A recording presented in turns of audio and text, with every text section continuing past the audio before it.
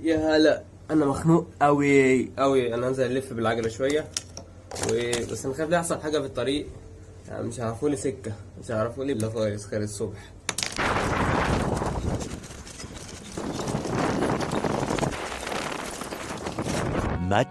much later. تراكم قد غضبناها ونفس كلما اشتاقت للقياكم زجرناها وكان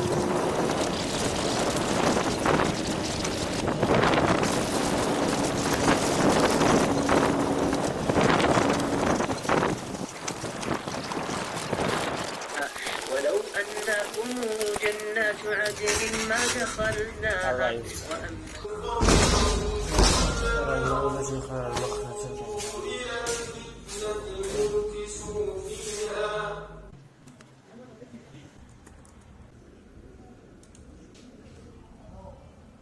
تيت ده مش السيستم بتاعي. ابسط حاجه ممكن تقابلها.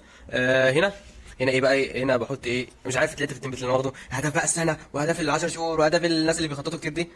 فمش مهم، البتاع ده ما بيفتحش اصلا، اخلع. وهنا اليوتيوب ما بيفتحش برضك، باقي من القناه عندي. واهم حاجتين في الحوار ده كله هو ده وده. هنا بقى بخطط الاسبوع والحاجات اللي بعملها في الاسبوع. يعني بص، وده بقى تخطيط الاسبوع بتاعي احسن من الورقه والقلم ب 100 مره. اول حاجه حلوه ان انا اعمل ايه الكاونت داون ده للايام اللي بقت من الاسبوع، ودي حاجه مهمه بالنسبه لي قوي. وهنا الاسبوع عندي مش 3 ايام، هو 7 ايام عادي، بس انا مقسم الاسبوع على مرتين لحاجه في نفسي. وهنا كاتب الروتين بتاعي، كل الروتين. وحاجه حلوه لسه ضايفها، اللي هو انا بكتب الوقت الصافي من المذاكره.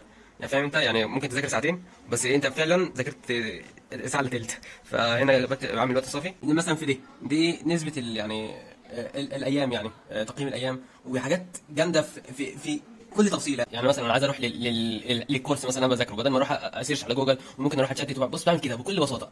بص بيوديني على الكورس بالظبط من غير ما معلش انت بطيء، من غير ما يعني من غير ما اروح اتشتت. والموضوع جامد قوي. ان شاء الله ربنا يوفقنا نحاول نعمل حلقات اكتر على الحوار ده، عشان الموضوع فعلا فارق. واعظم حاجه بقى دي تاني اعظم حاجه، دي اعظم حاجه بقى. هنا بدون كل حاجه على نوشن، والتدوين على نوشن احسن بمراحل من التدوين طب بص تعالى نتكلم على الطريقه او الالجوريزم اللي انا بستخدمه. اللي انا بحدد ان الحاجه دي اوحش من الحاجه دي او الحاجه دي احسن من الحاجه دي. انا على اي اساس قلت ان التدوين على نوشن وانك تكتب ملاحظاتك على نوشن وانك تفضل المحاضره على نوشن احسن بكتير من الورقه والقلم. ليه بقى؟ ليه؟ بص، انا كمحمود عندي فلترين اختار ما بينهم الحاجه، اختار ما بين الحاجات. يعني انا عايز حاجه معينه، الحاجه دي غالبا تبقى ماديه. يعني البتاع ده غالبا ما بيمشيش على الحاجات العاطفيه، ماشي؟ انا عايز حاجه ماديه، عندي حاجه وحاجه، ازاي اختار ما بينهم؟ بص انا عندي فلترين.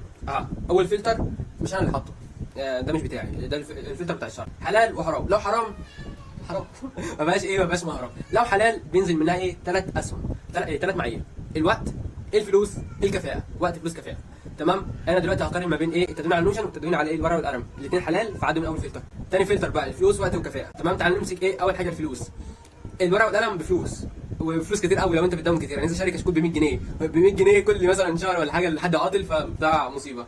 لكن الورقه نوشن كله ببلاش، كله ببلاش، مفيش غير حاجات بسيطه مش هتحتاج ده اصلا، بس كله ببلاش.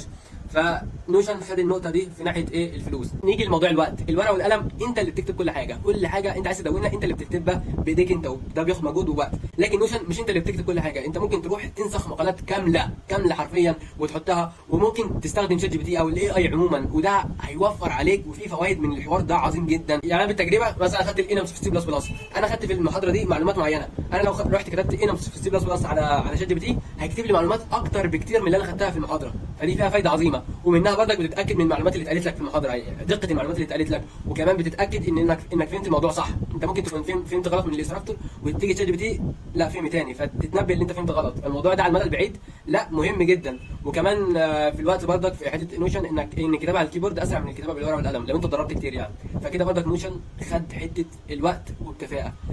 نيجي لحته الكفاءه. نيجي للكفاءه. الورقه والقلم هي ما فيش مقارنه الصراحه في حته الكفاءه. الورقه والقلم انت لو كتبت موضوع مش هتعرف تعدي عليه، عشان انت الصفحه اللي بعدها انت كاتب فيها حاجه. تيجي مثلا تكتب تعليقات مش هتعرف تكتب تعليقات غير الورقه اللي هي بتيجي تلزق وتكتب التعليقات، والموضوع رخم قوي معايا، مش جاي معايا سكه خالص.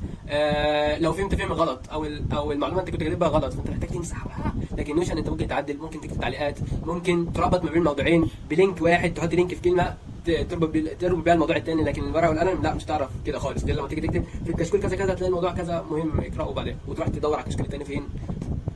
مقرف قوي. استخدم نوشن، استخدم نوشن. اه صحيح، الفلوج اللي انت شايفني منه ده حاليا متصور متهيألي على شهرين ولا حاجه، كل يوم بصور حته. فانت لو حسيت انك متشتت، لا. لو انت حسيت انك متشتت قول لي، تمام؟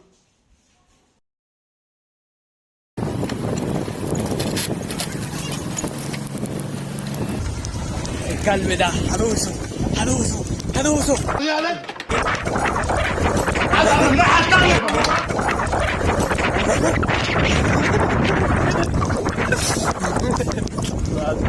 لا لا لا